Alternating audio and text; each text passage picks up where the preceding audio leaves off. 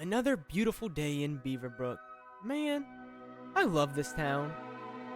Eating the children burned the freaking plant! Is that a portal to hell?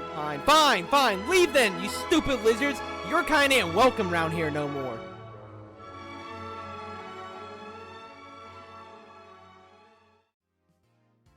Today, I'm diving into this brutal, chaotic roguelike city builder called Against the Storm. Let's see what makes this game worth your time and maybe your sanity. At its core, Against the Storm is a city building roguelike with so much to manage it can be quite overwhelming. Your goal is simple: manage a town of humans, beavers, lizards, and other races you unlock later, making sure they don't go hungry, that they have a house, and that they don't leave, or riot and slaughter each other.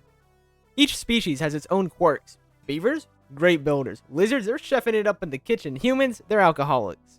Each species has tons of special requirements to make them happy, which affects productivity, and trust me, a happy human is a drunk human.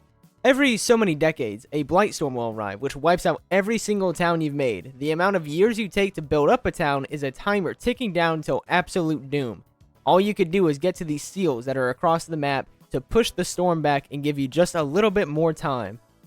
The game becomes more and more in-depth as you go, with forming trade routes with prior towns you made and unlocking new buildings and species. But to sum up everything in just one sentence, you need to make this dysfunctional society somewhat functional. One of the coolest features for every town you make is the procedural generation. Every settlement will be unique, so no two towns will look the same, and sometimes they don't even play the same. The terrain changes, resources vary, and you'll constantly need to tweak your strategy.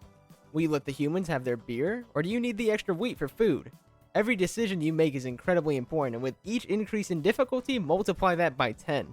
Managing the town is only half the battle. The other half is living up to the queen's expectations.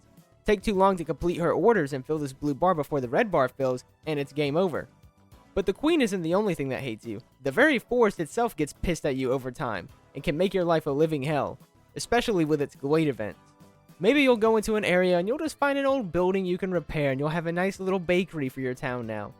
And then you'll go into another clearing, and termites on steroids will eat every single building material you have. Wood, stone, fabric, doesn't matter. It's all gone. If you can't tell, that one was personal. So, what about all the chaos I just said makes it good? Well, first, its replayability is great.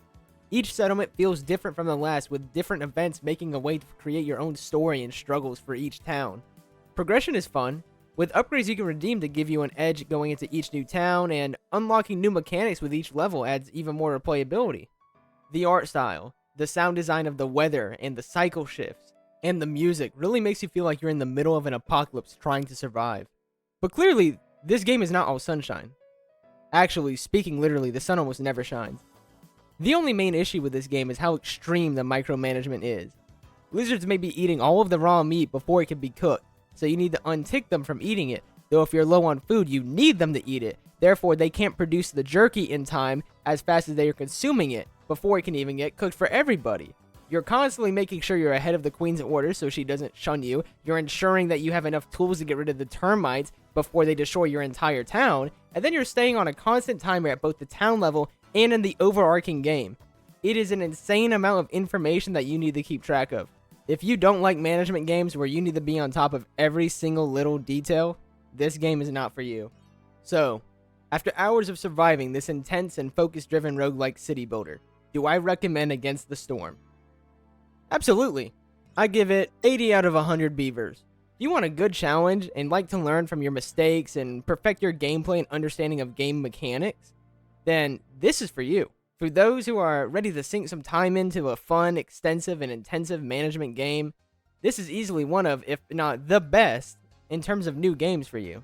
If you enjoyed this review and want to see more content from me, consider leaving a like and a comment, and if you don't want to miss what's coming next, I recommend you subscribe, because I can assure you, it'll be as random as any of my other videos. Honestly, who knows what it's going to be.